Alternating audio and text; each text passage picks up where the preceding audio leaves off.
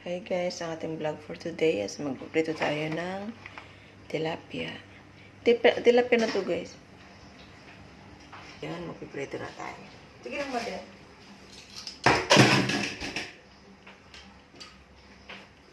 Okay, let's go.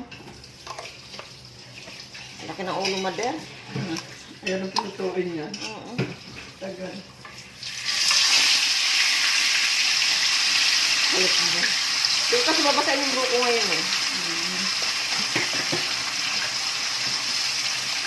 Dali lang ito maluto kung mainit na mantika. Okay. Hindi sila tayo na. Sila.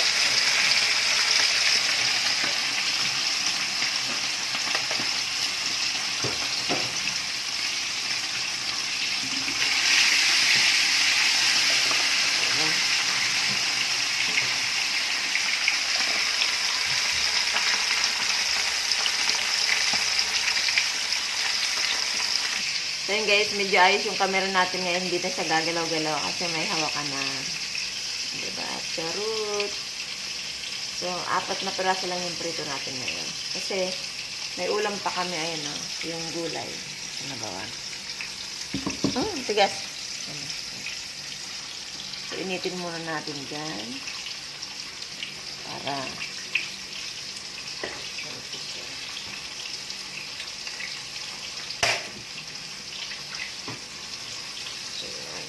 natin.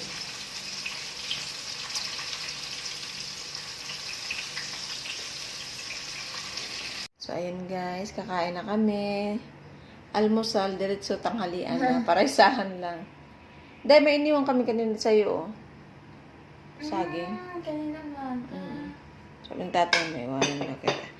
Yan. Tapos yan, kain na. Kain na tayo guys. Sarap yan. Tapos may sausawan.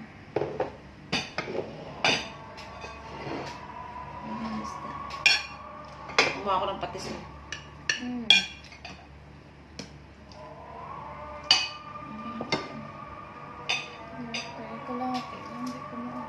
Gusto mo?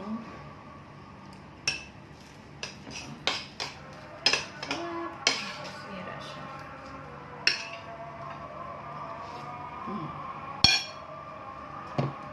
Yung manok. Pinareto ko lang yung manok. Gugo.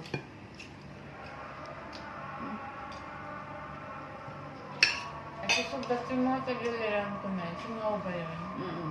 Kasi mainit na panahon.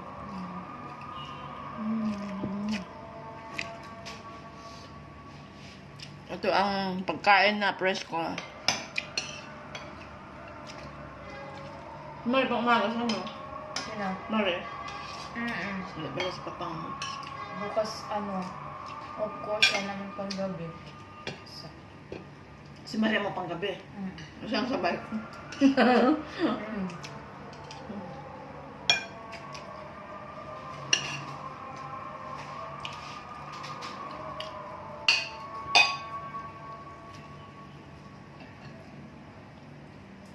Sabi ka Maria, kumari lang ngayon Maria. Ganun din. Pag sila sa ibang bahay. Lilipat din ulit. Kasi pat na naman ulit.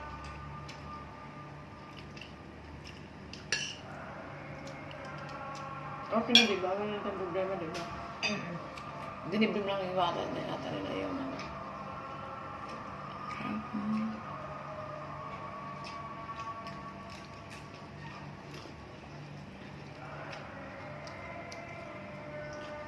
Mapagpaay din na si Kiana. Sabi kayo, bet sila may yata na school na yan. May drug test pa sila, Day.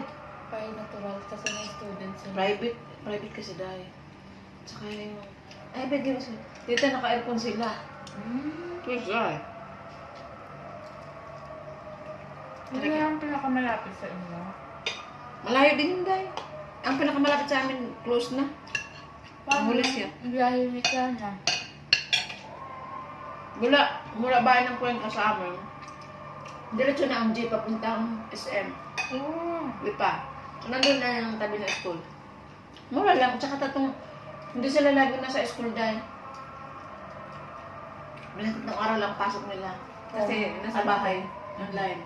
Eh naman computer naman ang ano ko sa kanya. Talaga pag anak mo talaga gusto mag-aral, kaya gagawin mo lahat eh. Computer. Magkano bang computer? Kaya ikaw si Andre mo dahil wala ka pang problema ngayon dahil. Hindi din na sa kuloy ko rin kapatid ko. Oo nga pala. College. Isang taon nang ka-college na rin siya.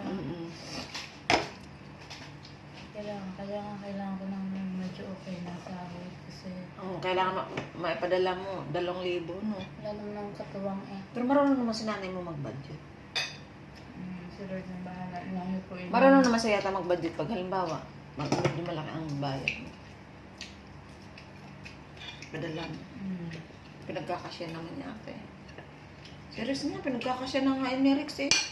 Parang siya lang. Sa nanay ka na magkakasya. Yung 20 na ano? 20 lang pinadala ko sa kanya ngayon. Naka-enroll pa sa Ghana. 20 ilan sila dun eh. 4 sila. Apat. Na-enroll pa. Itong ulo ayaw magtatanong sa ulo eh. Tapos, aside from that, may trabaho ay yung mga tao doon. Wala. Si Rex lang ang may pasok.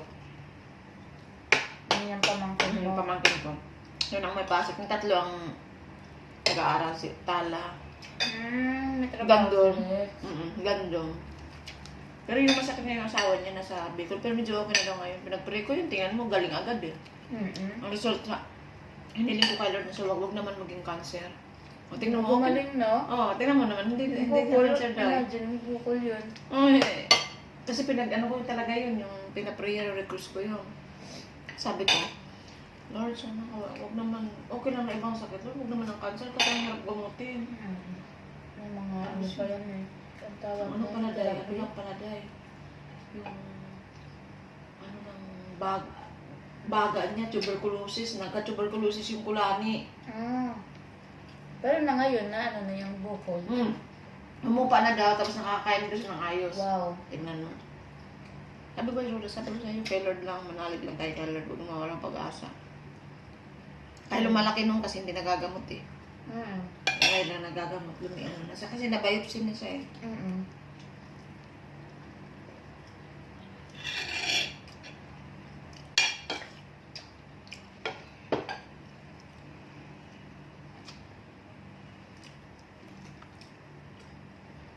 Kaya na noon, hindi ko alam kung saan siya papasok, sa STI o dyan. Hindi, dyan pala siya napunta. Sa? NU. STI dapat, STI. Di ba private din yun? Galing ang marami yan. Eh, ang inano ng pamangkin ko si Jubert. Tita doon na lang sa pinasukan din ng asawa niya. Ayun. Namahan siya. Sarap. Yung 24 ka na yun, pinayaran mo na lahat. Hindi. Every 3 months. Everything. First SIM, 24. So, 3 araw, ano ba ngayon, nabayad ako. August, September. October ulit ako magbabayad. So, First 24, divide mo lang yun. Nag-divide lang yan. Hanggang matapos yung isang SIM niya. Tapos sunod ulit. Mm. Di ba, hindi mabigat? Kaya ah. Kaya. 4 years yun, di ba? Kaya. Kaya, sabi ko, kaya yan, Lord.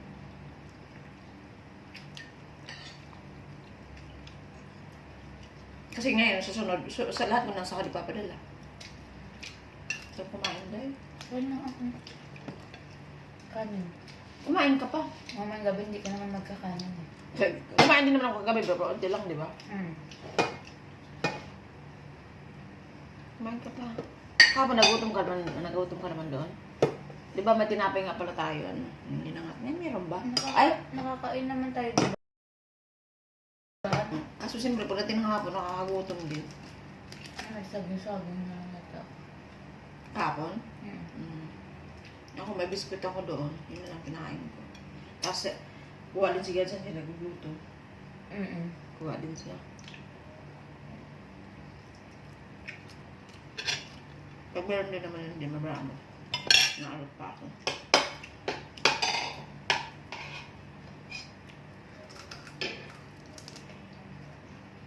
Tatay mo. Tilapia pa dahil mo. Tatay mo hindi mahilig dyan eh. Ano, malalaki to dahil. May tilapia ako sa rep. Isang ulo, tsaka katawang. Kain na ako dito na eh. Hmm?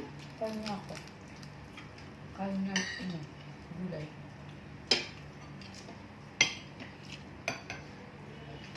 Ano ba hinalo mo noon? Ganun din. Ito ba? Puro green. Hmm. Nasitaw pa nga yun eh. Yun. Ang wala. Mm. Parang may nahanap ako. Parang may kulang.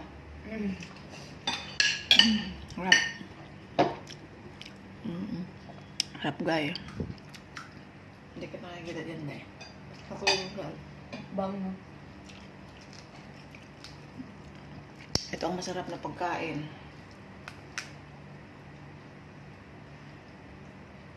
Iba grabe pag nagmukbang mo naman talaga no? Sakit siguro sa channel mo. No? Kaya pa.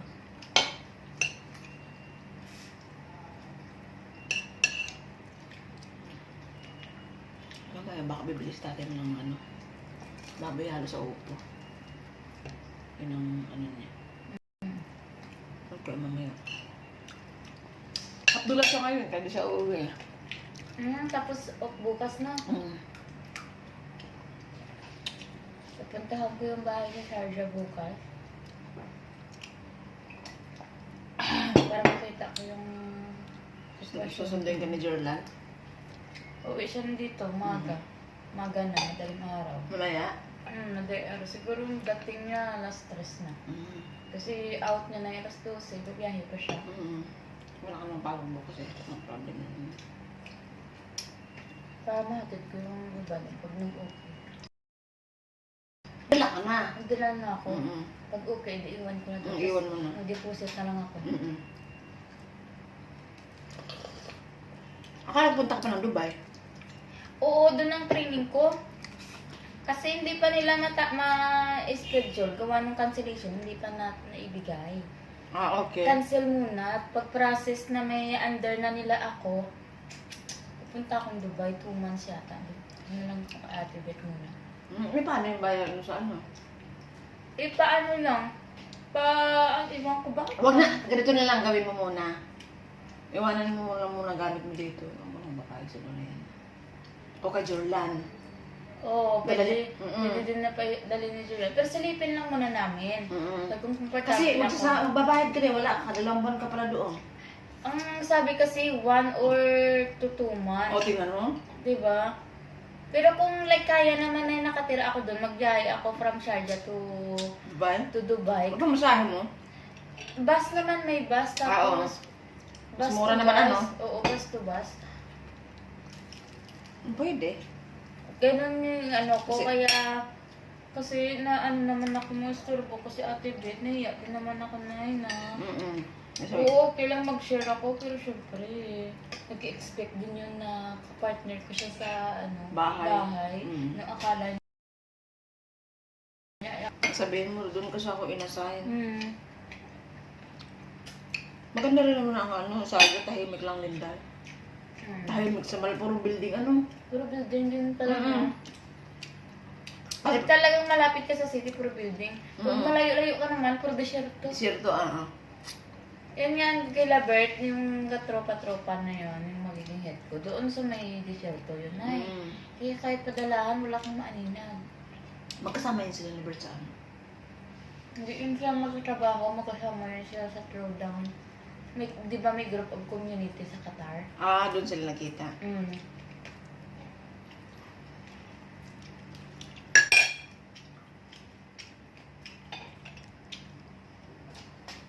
Hindi na lang, hindi ako napunta doon.